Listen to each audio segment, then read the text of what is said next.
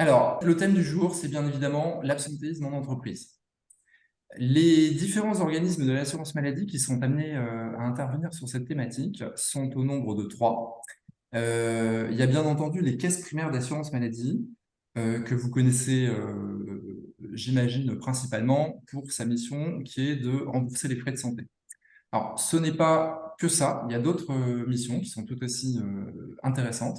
En clair, la CEPAM, les CEPAM, les caisses primaires d'assurance maladie, sont responsables des dépenses qu'elles indemnisent sur leur territoire, qu'il s'agisse d'arrêt de travail ou de factures de soins.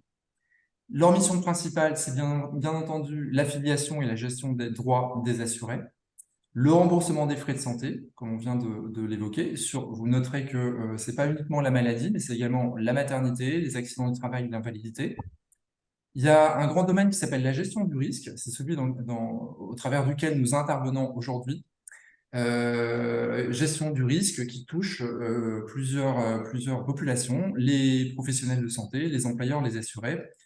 Ce que nous faisons, c'est que nous essayons d'agir sur le levier des dépenses, sur la qualité des soins, en diffusant des bonnes pratiques. Et puis, on va également sur le champ de la lutte contre les abus et les fraudes. On fait également du recours contre tiers. Voilà, vous voyez, c'est un vaste domaine. Les CEPAM mènent des campagnes de prévention. Vous avez dû voir des grandes campagnes nationales qui sont relayées localement, type MT Dents, par exemple. Et puis, la dernière grande mission d'une caisse primaire d'assurance maladie, ce sont les aides financières aux assurés et aux associations. Je laisse la parole au docteur Philippe Pérez. Oui, bonjour à toutes et tous. Donc Philippe Pérez, je suis médecin conseil et adjoint au directeur régional du service médical d'assurance maladie pour l'Île-de-France. Alors, le service médical de l'assurance maladie, c'est une entité indépendante des caisses primaires d'assurance maladie qui viennent de vous être présentées. Le service médical est directement rattaché à la Caisse nationale d'assurance maladie et dans le cadre du sujet qui nous intéresse aujourd'hui, on assure le contrôle de la justification médicale des arrêts de travail et l'accompagnement des assurés et des prescripteurs dans ce cas. Alors, comme les CEPAM, on a bien entendu d'autres missions, et notamment celle du conseil et de l'orientation des assurés dans la prise en charge de leur parcours de santé, de leur pathologie, dans la prévention pour ce qui nous intéresse aujourd'hui de leur désinsertion professionnelle, en collaboration étroite avec les caisses primaires et la CRAMIF. On a aussi en charge, et ça a été évoqué dans le cadre de la gestion du risque des dépenses d'assurance maladie, l'analyse de l'activité des professionnels de santé, des établissements de soins et leur accompagnement dans leurs pratiques pour qu'ils aient des pratiques aussi pertinentes que possible. Et puis également la lutte contre ce qu'on appelle les comportements déviants, la fraude et la gestion d'un certain nombre de contentieux vis-à-vis des assurés, des professionnels de santé, des établissements. Merci, docteur Pérez. Alors, il y a aussi, parmi les organismes avec lesquels vous pourriez être amené à travailler, mais c'est sans doute celui que vous connaissez le plus, c'est la Caisse régionale d'assurance maladie, donc, qui est experte dans le domaine de la santé et de la sécurité au travail. Donc, elle peut intervenir dans l'analyse des risques professionnels auxquels sont soumis les salariés, et bien entendu, elle peut intervenir dans la recherche de solutions, notamment à travers la mise en œuvre des programmes de prévention nationaux, des troubles musculo-squelettiques, des risques de chute, les risques chimiques, etc. Donc, c'est le cadre qui nous intéresse aujourd'hui. Elle a d'autres missions également, celle notamment d'accompagner et de repérer les fragilités liées à la santé, les fragilités sociales ou professionnelles. Il faut savoir qu'il y a un grand nombre d'assistantes sociales qui sont salariées par la CRAMIF et qui œuvrent au niveau de la région. La CRAMIF est chargée de gérer les prestations invalidité, amiante et appareillage. Et puis, probablement la mission que vous connaissez le mieux, elle calcule et notifie les taux de cotisation accident de travail, maladie professionnelle. Donc, vous l'aurez compris, il y a deux grandes branches dans l'assurance maladie. Il y a le risque maladie, enfin la branche maladie, et la branche accident de travail, maladie professionnelle. Donc, cette branche, c'est celle qui constitue l'assurance des dommages corporels en lien avec des accidents du travail, des accidents de trajet et les maladies professionnelles. Donc, dans le cadre du jour, la CRAMIF tarifie les entreprises, elle prévient les risques professionnels et elle intervient dans le processus de reconnaissance et d'indemnité des victimes. D'ailleurs, elle intervient également de concert avec les CEPAM sur cette dernière mission. Alors, je vous l'avais dit tout à l'heure, c'est important de comprendre le cadre dans lequel nous intervenons et pourquoi nous vous avons sollicité pour vous parler de l'absentéisme. Au plan national, les frais qu'on a versés au titre de l'indemnisation des indemnités journalières, donc les arrêts de travail, ça a représenté un coût de 16,3 milliards d'euros en 2022, hors Covid. Alors, un montant comme ça sur une année, ça ne parle pas beaucoup. Donc, quand on le met en perspective avec les évolutions du poste que nous avions constaté depuis 2010, on voit que l'évolution est très dynamique. Elle s'élève à plus 8,2% sur l'année écoulée, alors qu'en moyenne, depuis 2010, elle était à 2,3%. Donc voilà, ça nous a mis un petit peu en alerte. Au niveau de la région, ce sont 2,5 milliards d'euros qui ont été dépensés en 2022. Et là encore, c'est une hausse significative de 7,6 points par rapport à l'année précédente. Et pour vous fixer un peu l'ordre de grandeur, les dépenses de l'assurance maladie en matière d'hygiène, c'est 15% de l'enveloppe des soins de ville. Donc, ça veut dire, quand on isole le poste par rapport au transport, aux médicaments, aux hospitalisations, aux soins divers et variés, les indemnités journalières, c'est 15%. Alors, bien entendu, on n'ignore pas qu'il y a un marché de l'emploi qui est plutôt favorable en ce moment. Avec la lutte contre l'inflation, il y a évidemment nombre de revalorisations salariales qui sont intervenues. Mais quand on décortique, on voit que la hausse des dépenses d'indemnité journalière n'explique pas ne peut s'expliquer à elle seule avec ces facteurs. Du coup, c'est la raison pour laquelle on a souhaité intervenir sur l'absentéisme en entreprise. Alors, pour vous rassurer, parce qu'il ne faudrait pas non plus que vous pensiez que les employeurs pourraient être désignés comme étant les seules structures ou les seules personnes responsables de l'absentéisme, loin s'en faut. D'une part, vous n'êtes pas responsable de l'absentéisme, dont une part est évitable et pas forcément l'autre, puisque la maladie, ça reste la maladie. Il faut savoir qu'on est dans une approche au niveau national et en matière d'indemnité journalière qui repose sur plusieurs axes. On travaille également avec les professionnels de santé qui prescrivent les arrêts maladie et qu'il faut continuer à accompagner pour mieux prescrire. Et on travaille également avec l'axe des assurés. Donc, vous voyez, c'est un plan multifactoriel. Aujourd'hui, on s'adresse à vous, mais par ailleurs, on travaille sur les autres déterminants de l'évolution à la hausse des EJ. Je laisse tout de suite la parole à Antoine. Bonjour à tous, donc Antoine Lepocro, je suis responsable du service gestion du risque au sein de la CEPAM des Yvelines et je suis en charge du déploiement de cette campagne absentéisme en entreprise sur le département des Yvelines.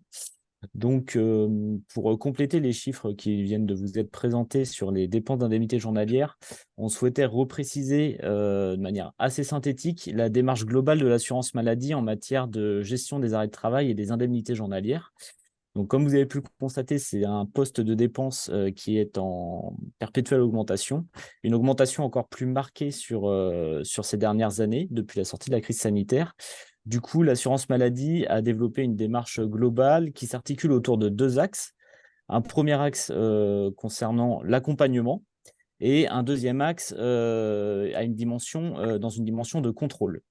Donc, comme on l'a évoqué à l'instant brièvement, sur ces deux axes d'accompagnement, que ce soit l'accompagnement ou le contrôle, l'assurance maladie déploie un certain nombre d'actions qui vont concerner ces trois principaux publics. Donc, premier public, les assurés.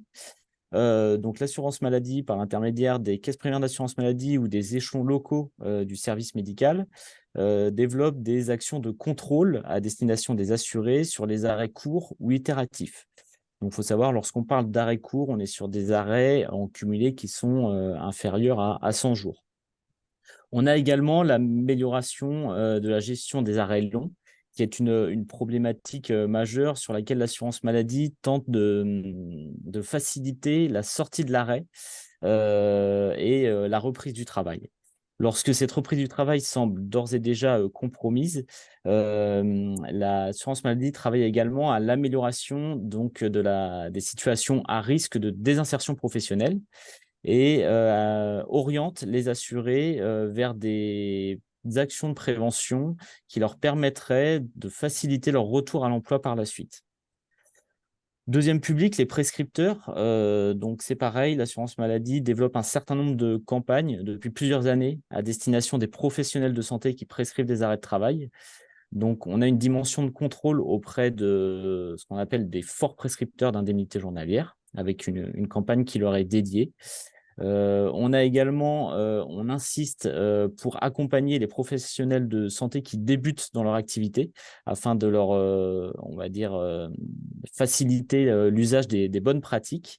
Et puis, l'assurance maladie travaille également chaque année à la mise à disposition d'outils et de référentiels qui permettent de favoriser les bonnes pratiques et les relayer auprès des offres auprès des professionnels de santé. Donc là, l'assurance maladie est dans une posture d'accompagnement. Enfin, dernier public qui vous concerne directement aujourd'hui, donc ce sont les employeurs. Donc pareil, sur ces thématiques des indemnités journalières, l'assurance maladie a développé depuis plusieurs années cette action d'absentéisme en entreprise. Elle a décidé de la renforcer à la sortie de la crise sanitaire.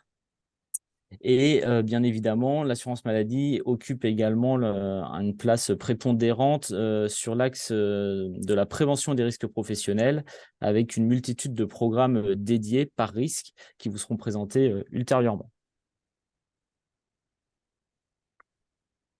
Donc, en quelques mots, la campagne qu'on souhaite vous présenter aujourd'hui, donc cette campagne qui s'appelle Absentéisme en entreprise, quel est son but? C'est tout simplement de comprendre et d'agir sur un absentéisme qu'on qualifie d'atypique au sein de certaines entreprises. Donc, quels sont les acteurs? Donc, comme on vous l'a évoqué, les porteurs de cette action sont les caisses primaires d'assurance maladie, la CRAMIF à travers son service de prévention des risques professionnels, et également les échelons du service médical de l'assurance maladie. Donc, quel est le pivot un peu de cette action? C'est d'échanger sur des données statistiques qui sont issues de nos bases de données et qui reflètent l'atypisme de votre entreprise en matière d'absentéisme. Donc, ces données, notre objectif, c'est de les mettre à disposition pour pouvoir orienter et construire le dialogue conjointement avec vous. Donc, si on résume en 5 points les objectifs de notre campagne, c'est d'engager une démarche d'état des lieux sur l'absentéisme avec des entreprises qui présentent un taux d'absentéisme dit atypique, d'identifier conjointement les éventuelles causes en interne et mener une réflexion sur ces causes. Définir des axes de progression possibles, donc des axes de progression qui sont bien souvent déjà connus par vos entreprises et déjà, pour certaines déjà engagées. C'est également vous faire mieux connaître les dispositifs d'accompagnement existants de l'assurance maladie en matière en particulier de prévention des risques professionnels. Et enfin, bien évidemment, cette action, alors plus sur du long terme, a pour but de réduire les coûts liés à l'absentéisme. On peut passer à la diapositive suivante. Donc, de manière un peu plus opérationnelle, on souhaitait vous présenter les critères de ciblage de notre action à destination des entreprises. Donc, ils sont au nombre de 2. Donc, pour être ciblé dans le cadre de cette campagne nationale, il faut avoir un effectif salarié supérieur à 150 salariés et avoir eu au moins 10 bénéficiaires d'arrêt de travail, soit sur le risque maladie, soit ou sur le risque accident du travail au sein de votre entreprise en 2022. Donc ça, c'est le premier critère. Le second critère, c'est vous présenter un taux d'absentéisme supérieur de plus de 40% à la moyenne nationale de votre secteur d'activité. Donc, la moyenne nationale de votre secteur d'activité se fait par rapport au code NAF et au code risque. Donc, autre précision, le taux d'absentéisme sur l'année 2022, il est calculé de la manière suivante, c'est le nombre de jours d'arrêt de travail indemnisés sur le nombre de jours travaillés au total au cours de l'année 2022 pour l'ensemble de votre effectif salarié dans votre entreprise. Le nombre de jours d'arrêt de travail indemnisés, petite précision, donc comme je l'ai dit, il prend en compte les indemnités journalières sur le risque maladie et sur le risque accident du travail. Pour ne pas, entre guillemets, fausser notre approche, certaines classes d'indemnités journalières sont exclues du calcul. En l'occurrence, les indemnités journalières en lien avec les affections de longue durée, lorsque, par exemple, une personne, un assuré est atteint d'un cancer et qu'il, au titre de cette maladie, bénéficie d'une ALD et se retrouve en arrêt de travail, dans ce cas-là, les indemnités journalières qui sont versées dans ce cadre ne sont pas prises en compte dans notre campagne. Les indemnités journalières en lien avec la maternité et la paternité sont également exclues du périmètre. Le délai de carence, et enfin, sur 2022, ça pouvait encore représenter un poids non négligeable. Toutes les indemnités journalières qu'on a appelées dérogatoires liées au Covid et à la crise sanitaire ont été également exclues du périmètre. Donc, comme je vous l'ai dit, la rencontre qui sera réalisée donc, directement dans vos départements par la Caisse primaire d'assurance maladie, l'échelon local du service médical et l'antenne prévention de la CRAMIF. En préambule, l'objectif, ce sera d'échanger autour de données chiffrées qu'on vous mettra à disposition, donc des données qui sont compilées dans un profil qui est assez synthétique. Donc, ces données sont regroupent les indemnités journalières au titre de la maladie et d'accident du travail, donc le nombre de jours indemnisés, par exemple, ou encore les montants versés. On a également des données relatives aux effectifs salariés de vos entreprises, à la masse salariale, au nombre d'heures travaillées. Donc, ces données sont issues de deux sources principales, les systèmes d'information de l'assurance maladie et la DSN, déclaration sociale nominative, qui est réalisée mensuellement par vos entreprises. Donc, toutes ces données ont été compilées, anonymisées et consolidées par SIRET. Elles ont ensuite été comparées avec les moyennes de votre secteur d'activité.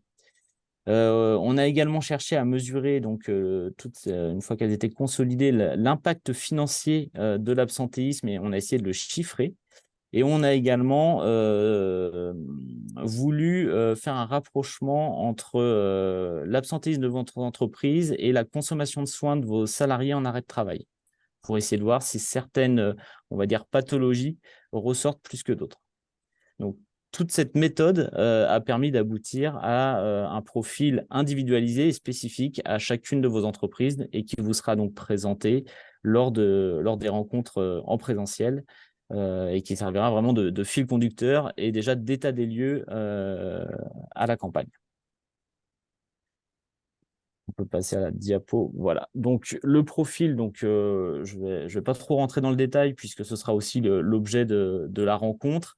En gros, on retrouve 4 items. Donc, vous avez dans un premier temps le nombre de jours d'arrêt de travail indemnisés avec une évolution entre l'année 2022-2021. Donc, comme je vous le dis depuis le début, là, vous aurez un distinguo entre les indemnités journalières versées au titre de la maladie, au titre de l'accident du travail, maladie professionnelle, accident de trajet, et également, du coup, le cumul de ces deux risques. Vous aurez également le calcul de votre taux d'absentéisme sur l'année 2022 et une comparaison sera faite avec le taux d'absentéisme moyen pour des entreprises qu'on peut qualifier de comparables, de même catégorie que la vôtre. Autre item, le nombre de salariés en arrêt de travail. Pareil, une évolution 2022-2021 entre le nombre de salariés ayant bénéficié d'un arrêt de travail au cours de ces 2 années pour voir un peu la tendance qui se dégage. La part de salariés en arrêt de travail. Et enfin, une comparaison du taux moyen de salariés en arrêt de travail pour les entreprises de même catégorie. Avant-dernier item que vous retrouvez dans ce profil, le coût de l'absentéisme. Donc là, il y a une méthode de calcul qui a été développée pour évaluer le coût direct de l'absentéisme à partir de votre taux d'absentéisme et de la masse salariale de votre entreprise. De nouveau, on fera une comparaison avec les entreprises de même catégorie et également une évaluation de ce que représente ce coût de l'absentéisme en équivalent temps plein. Enfin, le dernier item que vous trouverez au sein de ce profil, c'est une répartition des arrêts de travail par motif. Alors, j'insiste sur le entre parenthèses médical. Donc, on a regroupé 3 grandes catégories de motifs médicaux. La première catégorie, les troubles musculo-squelettiques, la lombalgie pour la deuxième, et enfin la troisième, les risques psychosociaux. Donc, on insiste sur le fait que cette estimation et cette répartition par motif médical est le fruit d'une estimation à partir de la consommation de soins et non du motif qui a été complété par le prescripteur sur la déclaration d'arrêt de travail. Donc voilà, donc l'ensemble de ces items vous seront présentés et précisés plus dans le détail lors de la rencontre de terrain, mais on souhaitait en amont et en préambule vous informer un peu sur le contenu de la démarche et les grandes catégories de données statistiques qui vous seront mises à disposition. Voilà. Merci Antoine. À ce stade, parmi les entreprises qui nous ont rejointes, y a-t-il des questions sur ce qui a été présenté?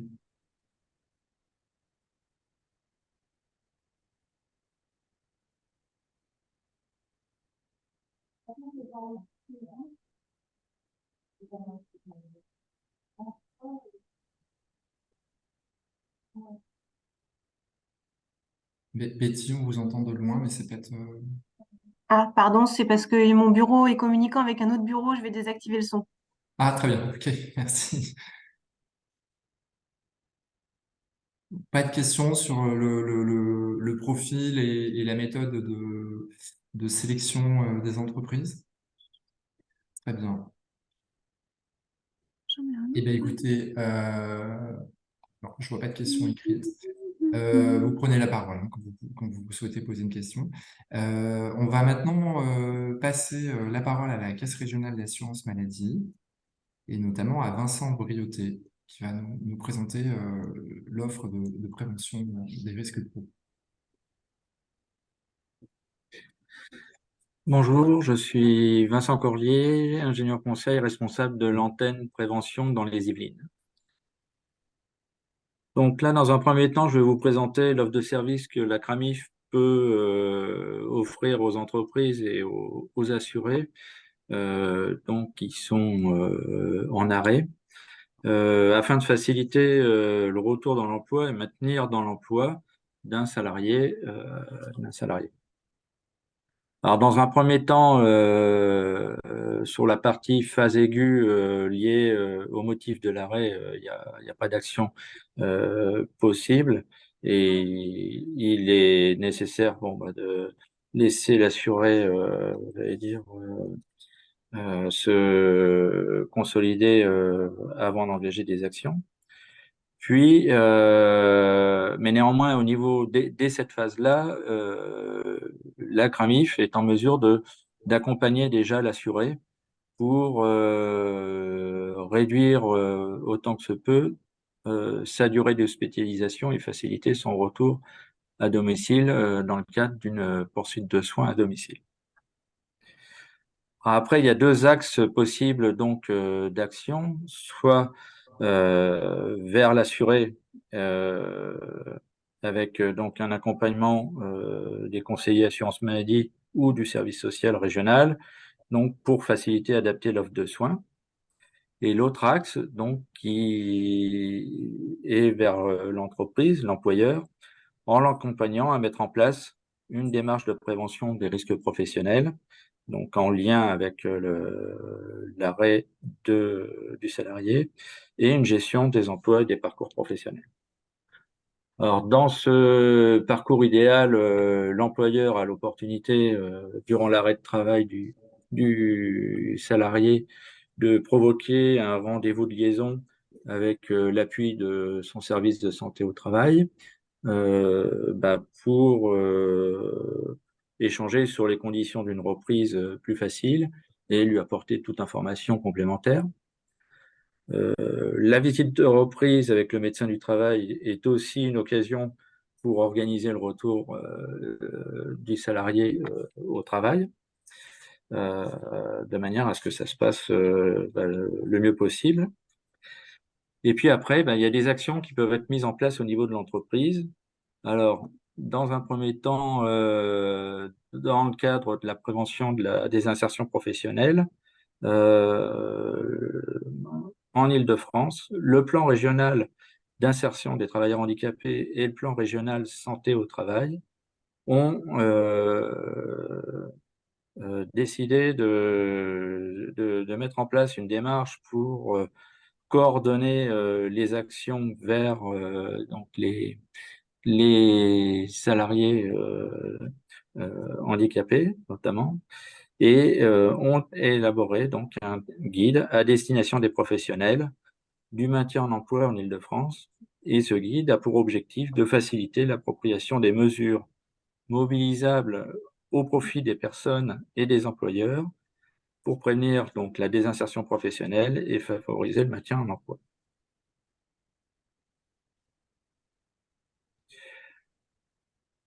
Dans le périmètre de la prévention des accidents du travail et des maladies professionnelles, l'assurance maladie risque professionnel donc propose aux entreprises des démarches structurées de prévention, des TMS, donc maladies professionnelles et accidents du travail, notamment les lombalgies. Donc démarches en lien avec toute la problématique manutention manuelle, et aussi une démarche dans le champ des RPS. Et ces deux démarches, je vous les développerai par la suite.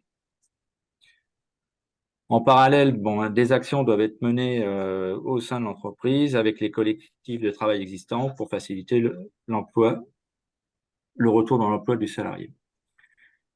Donc, on peut passer à la diapo suivante. Donc, pour aller un petit peu plus loin dans le domaine de la prévention de la désinsertion professionnelle, je vous invite à contacter notre coordonnateur régional au sein de la CRAMIF. Donc, vous avez ses coordonnées, le service social régional de votre département ou par le biais donc, de la plateforme téléphonique 3646. Vous pouvez aussi solliciter vos services de santé au travail qui, à travers leur mission et leur offre de services, selon le contrat établi avec eux, pourront aussi vous accompagner dans ce périmètre. D'autres services aussi sont mobilisables pour faciliter le retour dans l'emploi, donc notamment les Cap Emploi dans chacun de vos départements ou par le biais du site régional, donc qui est renseigné, et à travers donc le dispositif Transition Pro. Alors, le programme TMS Pro. Son objectif, c'est vous permettre de prévenir et de réduire durablement les TMS, donc les troubles musculo-squelettiques, et les accidents du travail de lombalgie, donc pour lesquels vos salariés sont exposés, et afin donc de préserver leur santé et améliorer leurs conditions de travail et, in fine, améliorer la performance globale de votre entreprise. Donc, le programme TMS Pro donc, vous permet donc de bénéficier d'un cadre structurant pour mener à bien votre projet de prévention, de l'organiser de manière à faire adhérer l'ensemble des acteurs de l'entreprise et vous permettre à terme d'être autonome sur cette démarche. Ce programme vous permet aussi de bénéficier d'outils et de bonnes pratiques pour réaliser un état des lieux, vous aider à cibler les postes à risque, vous donne des outils aussi pour déterminer les ressources, les compétences à mobiliser, Donc, les personnes à former éventuellement, à faire monter en compétences, ou les personnes à solliciter en externe. Et ensuite, il vous permet aussi de dépister, d'analyser les postes de travail à risque pour lesquels donc vos salariés sont exposés. Suite à ce diagnostic, vous serez en capacité de définir un plan d'action d'amélioration donc des situations de travail concernées. La démarche ensuite vous propose donc d'évaluer l'efficacité de vos actions et la pérennité de cette démarche au sein de votre entreprise. Vous offre aussi des outils pour mesurer les impacts dans l'entreprise à travers la mise à disposition de tableaux de bord. Alors, dans le cadre de l'action GDR, l'année dernière était la première campagne de notre organisme et ciblée à quelques entreprises. Donc, au niveau du... J'ai créé cette marque quand j'avais 18 ans. Parce qu'elle meurt, donc c'est ça. Vous avez 42 ans et vous avez 18. C'est ça, j'arrive à Paris. Un petit souci, voilà.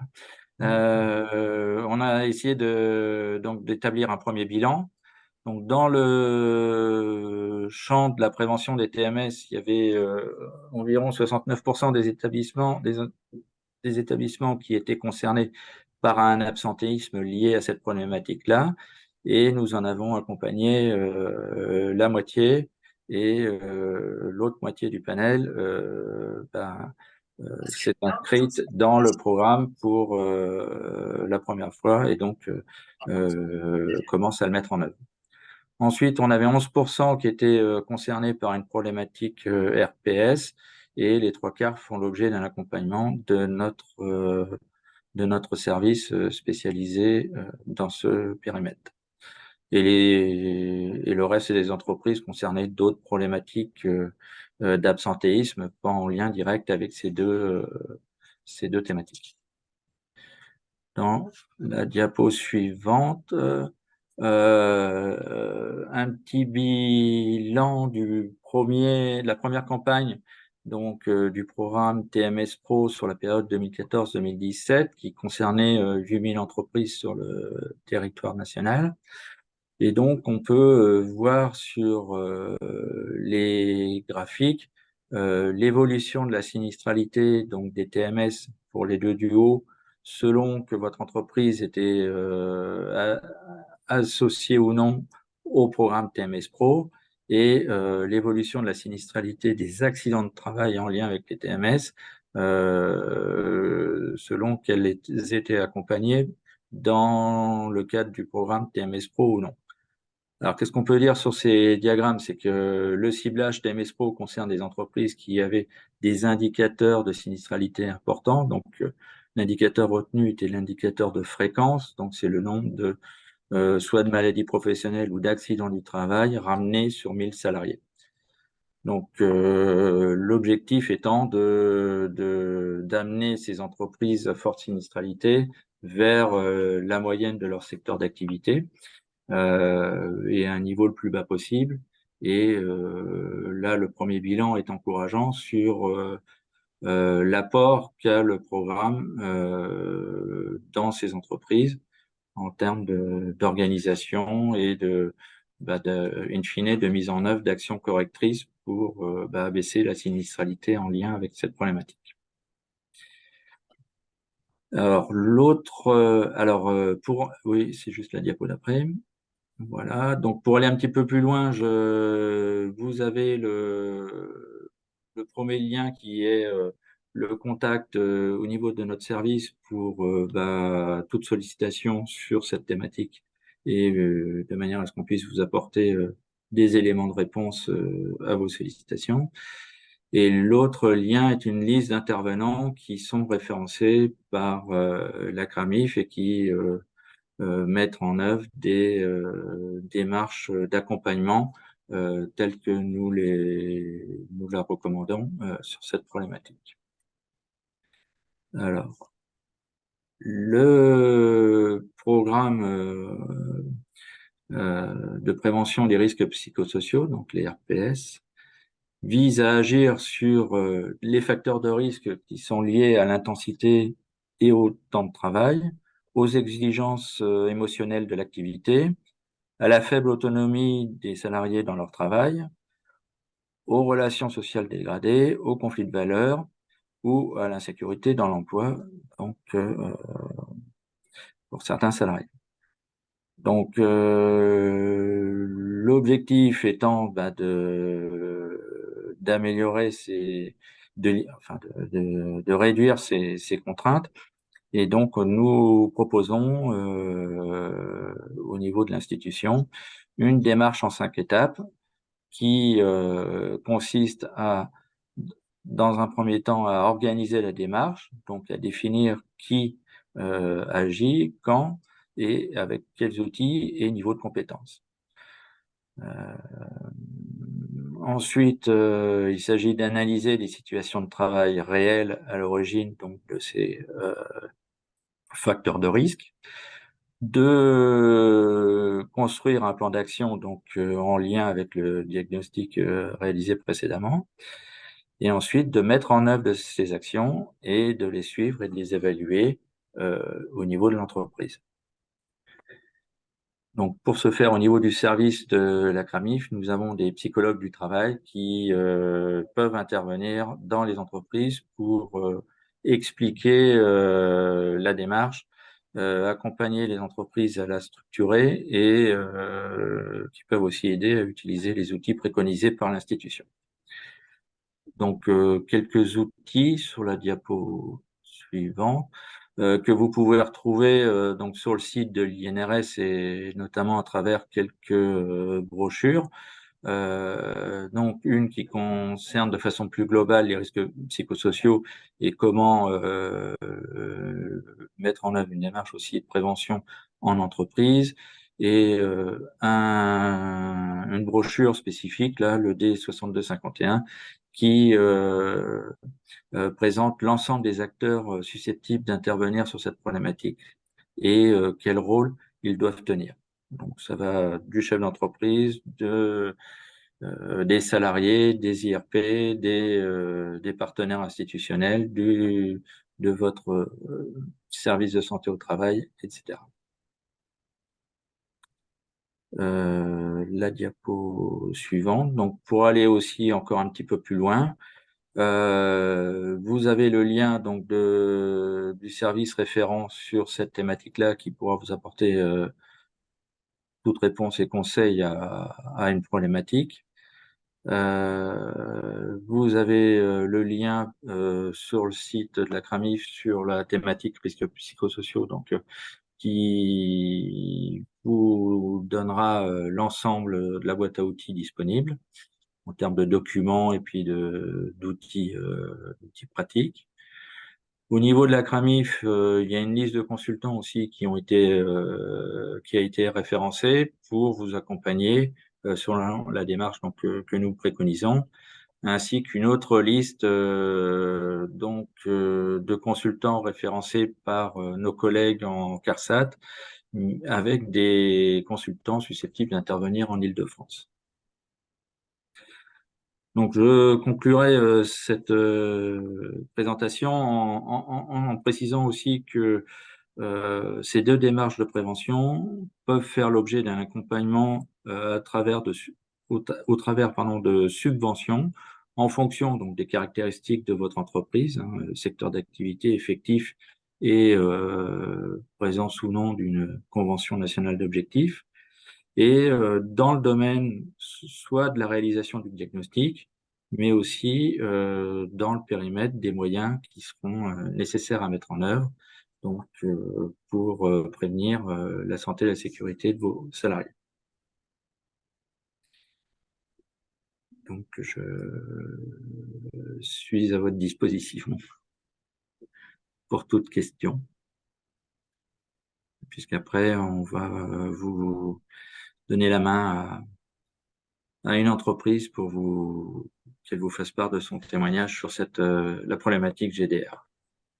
Vincent, merci pour votre présentation. On a eu une question tout à l'heure par écrit sur, je la pose indifféremment à l'ensemble des participants au webinaire. Le code risque, autant le code NAF semble être connu, la question portait sur le code risque. Qu'est-ce que c'est?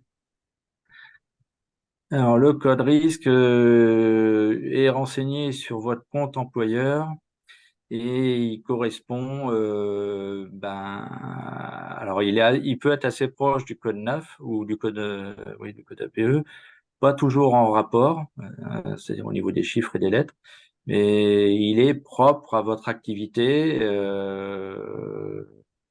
et enfin, voilà. Ouais.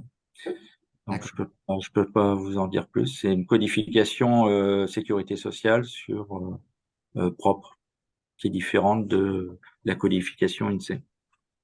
Alors, c'est un peu ce que j'ai répondu, mais je vous remercie beaucoup pour cette précision. Donc, vous avez l'opportunité de poser des questions sur les programmes de prévention qui nous ont été présentés par Vincent de la CRAMIF.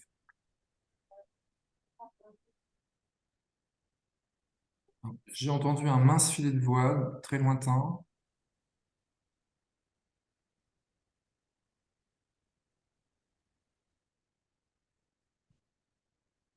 Bon.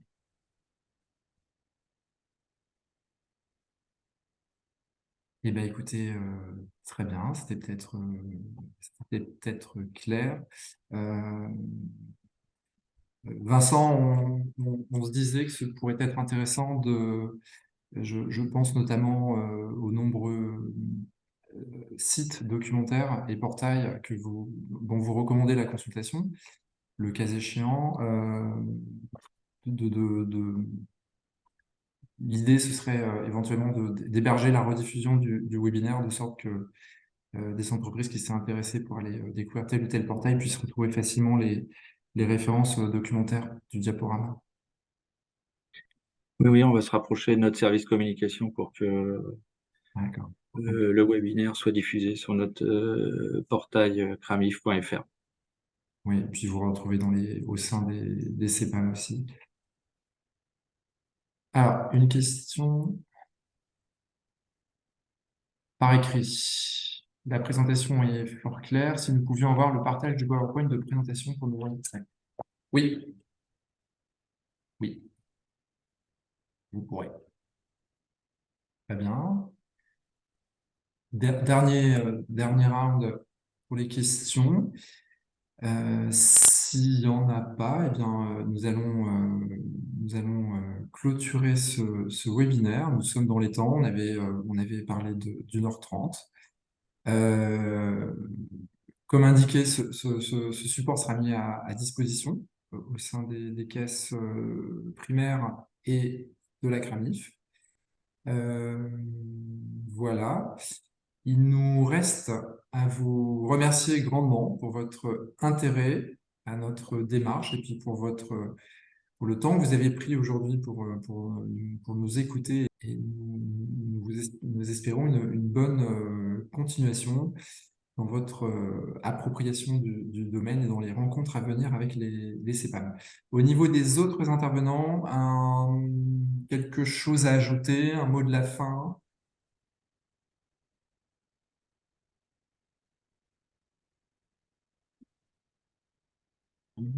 Prochain rendez-vous, c'est dans les entreprises.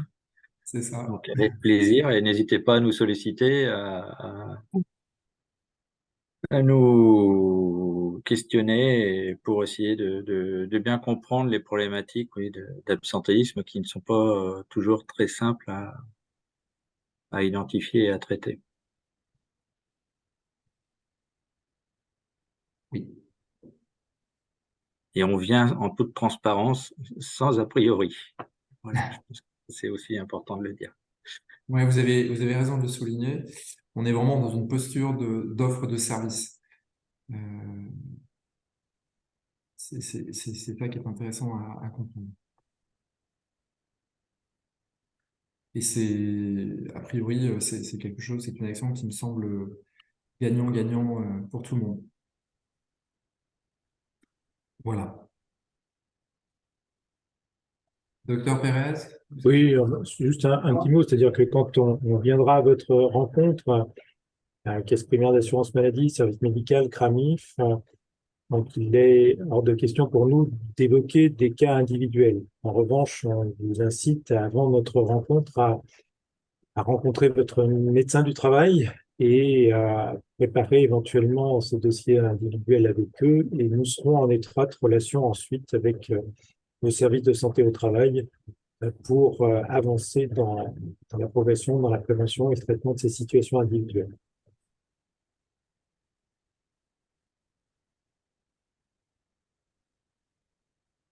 Très bien. Écoutez, je vérifie une dernière fois que nous n'avons pas de questions. Dans les questions écrites, la réponse est négative. Donc, encore une fois, merci pour votre participation. Nous vous souhaitons une très bonne journée.